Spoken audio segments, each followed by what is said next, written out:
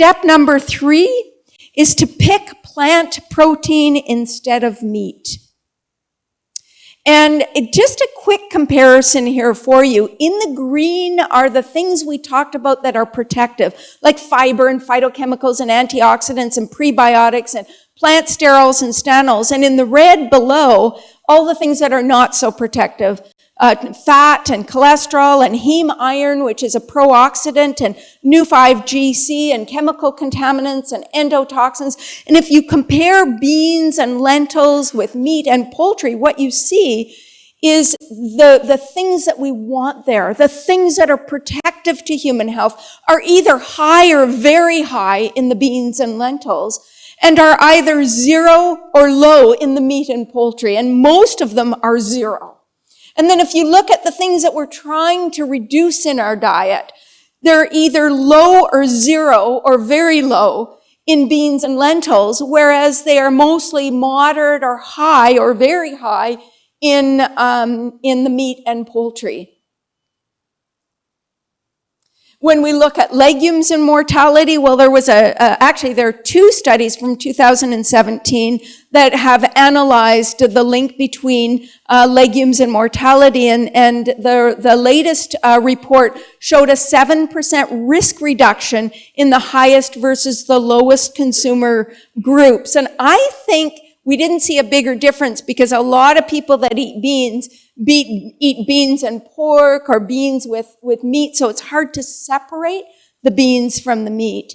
But there was another study looking at people of 70 years of age and older, and they reported a 7 to 8% risk reduction in mortality for every 2/3 of an ounce of legumes eaten. That's unbelievable. 2/3 of an ounce is like a tablespoon and a half, or 2 tablespoons at the most. So quite a remarkable risk reduction with legumes. And remember, they're staples in all the blue zones. Every single blue zone consumes legumes. So this is where I want to come to the question of soy, because soy is such a big question in not just within vegetarian groups, but in general. People often say, don't eat soy, it's dangerous. So what do we know about soy? Well, first of all, to me, the acid test is to look at the blue zones.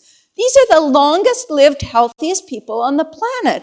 In the blue zones, soy is a staple in 2 out of the 5 blue zones, in Loma Linda, California, and Okinawa, Japan.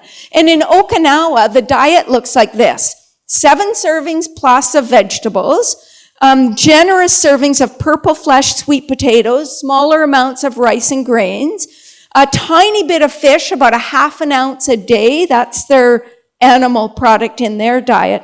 And 2 servings of soy a day. So if the healthiest, longest lived people, and actually the amounts in Loma Linda would be about the same, around the 2 servings a day. If the healthiest, longest lived people on the planet, who have more centenarians than anyone else, include soy as part of their diet, it's probably not poisonous. Or they probably wouldn't be the longest lived people on the planet. So what is the science of soy? Well, soy may protect against prostate cancer, breast cancer, as we saw in the Suchi study, cardiovascular disease and kidney disease, and bone loss as well. And it may also help with menopause symptom relief and male pattern baldness, and a little bit on the prevention of wrinkles as well. So, however, that having been said, I would say if you're consuming soy, and you don't have to, it's definitely not an essential food, you want to always opt for organic soy. Non-GMO, at least, but preferably organic. And you want to stick with less processed choices most often, like edamame, tofu, tempeh, miso, natto, fortified soy milk. Are all reasonable choices that have been made with organic soybeans. And you want to limit your intake of more highly processed choices like veggie meats and soy cheeses. And if you're eating veggie meats, make sure they're organic, because sometimes the protein is extracted using hexane, which is a neurotoxin. So just to be on the safe side, choosing the organic products.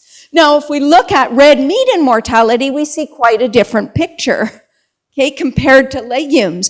I looked at all of the most recent meta-analyses, and we can see for processed red meat, the risk of mortality is increased by 15 to 44%.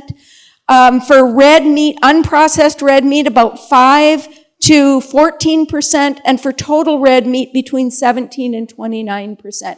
This is consistent evidence. These are the largest meta-analyses we have looking at red meat and mortality. And if we compare animal protein versus plant protein, well, the Harvard Health Professional Studies followed people for about 30 years and found that if we replace just 3% of the meat, of the calories from animal protein with plant protein, we will reduce our risk of death significantly by 34%. If we replace the processed meat with plants, by 19% if we replace eggs with plants, by 12% with unprocessed red meat, by 8% with dairy, and about 6% for fish and poultry.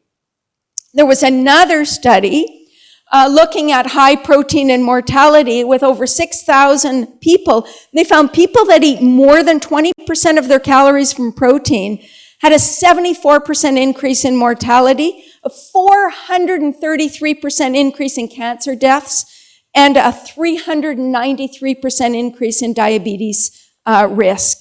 And that association was abolished or greatly attenuated if the protein came from plants. So those numbers were for people getting their protein from animal products.